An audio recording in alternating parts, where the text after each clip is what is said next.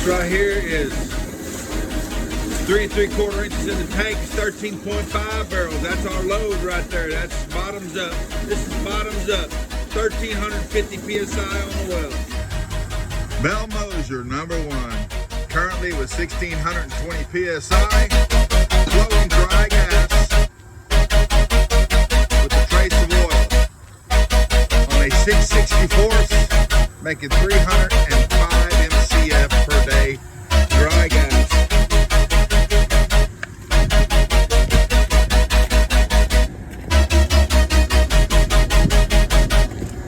It's not making much water or oil anymore. Pretty much dry gas. Thank you for investing.